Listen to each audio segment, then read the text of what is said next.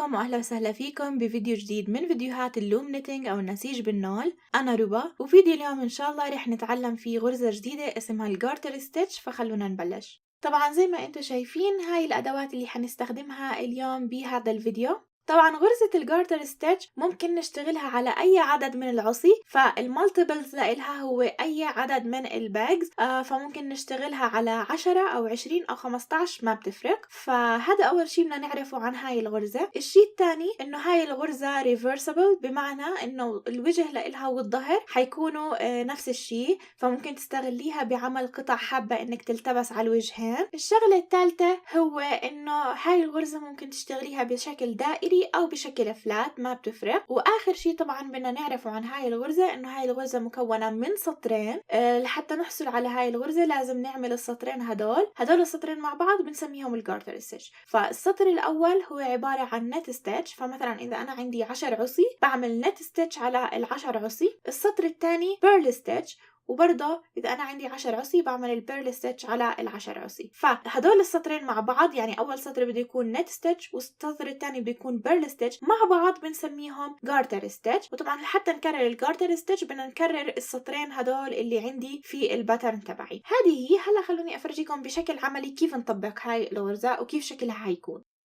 طبعا زي ما انتم شايفين هون انا عندي هذا اللوم واوريدي عملت كاست اون على 10 عصي. انا هون حاشتغل على 10 عصي، فانا رح نعملها بطريقه فلات. طبعا اذا انت بدك تعملي العمل بشكل دائري بتكملي على كل العصي اللي عندك نفس الطريقه، ما في اي فرق. ممكن انتم ترجعوا تشوفوا الفيديوهات، حكينا عن الكاستنج بالتفصيل كيف ممكن تعملوه. هلا حنبلش بغرزه الجارتر ستيتش لانه هذا المين فوكس لهذا الفيديو. طبعا زي ما حكينا الجارتر ستيتش بدنا نبلش فيها سطرين. السطر الاول حيكون نت ستيتش، فزي ما انتم شايفين حاروح اعمل هون نت ستيتش. وسبق وحكينا عن نت ستيتش بطريقتين كيف نعملها، تختاري الطريقه اللي انت بدك اياها. انا هون حاستخدم الايراب نت ستيتش، بس اذا انت بدك تستخدمي الطريقه الثانيه بصير. وبرضه حكينا عن النت ستيتش بشكل موضح ومفصل بفيديو منفصل، ممكن ترجعوا تشوفوهم. رح اترك لكم كل اللينكس بصندوق الوصف تحت. ورح نعمل لكل العصي اللي عندي.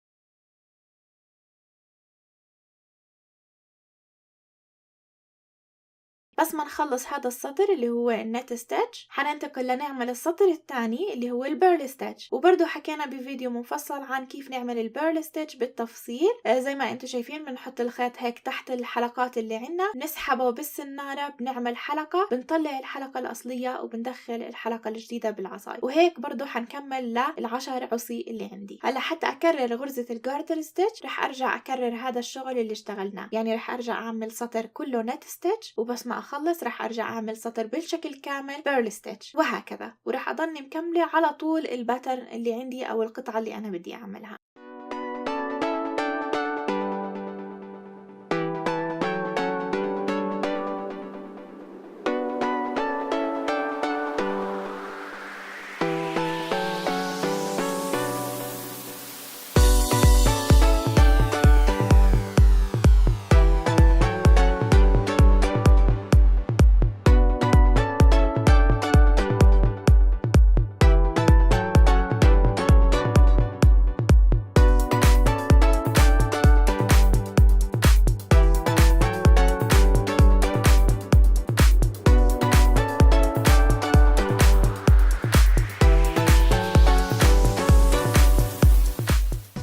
الفكرة كتير بسيطة، احنا تعلمنا الأساسيات بفيديو من قبل. هلأ حنصير نتعلم كيف ندمج هاي الأساسيات مع بعض لحتى نحصل على أشكال مختلفة. فاليوم هذا كان الفيديو تبعنا كتير بسيط، فرجتكم كيف نعمل هاي الغرزة. المرة الجاي حأفرجيكم تطبيق لإلها، يعني رح نعمل مع بعض لفحة بهاي الغرزة. هلأ هون شغلة أخيرة بس أنبهكم لإلها قبل ما نختم هذا الفيديو، هو إنه مش ضروري هاي الغرزة نشتغلها بشكل كامل على القطعة اللي عنا. ممكن تكون جزء من القطعة، يعني ممكن القطعة تبعتي يكون فيها جزء نت ستيتش بشكل كامل، وبعدين في النص مثلا جاي فيها الجارتر ستيتش، وبعدين على الأطراف جاي نت، أو إلى آخره. كمان هون في شغلة، إذا بتلاحظوا الأطراف الأسطر اللي كان فيها البيرل ستيتش شكل الطرف أو الجوانب مش كتير مرتب. في ناس ما بتحب إنه يكون شكل الأطراف بهالشكل، عشان هيك بتتفادى إنها تعمل البيرل ستيتش على الحواف أو على الجوانب. رح نحكي عن هذا الموضوع إن شاء الله المرة الجاي لما نعمل اللفحة.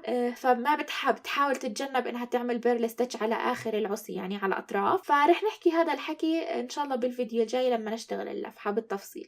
هذا كل شيء بالنسبة لفيديو اليوم، بتمنى إنه كان واضح. إذا عندكم أي سؤال اتركوا لي إياه بقسم التعليقات تحت، وطبعا إذا عجبكم هذا الفيديو ريت تعملوا له لايك وتشاركوه، وبشوفكم إن شاء الله الفيديو الجاي. باي باي.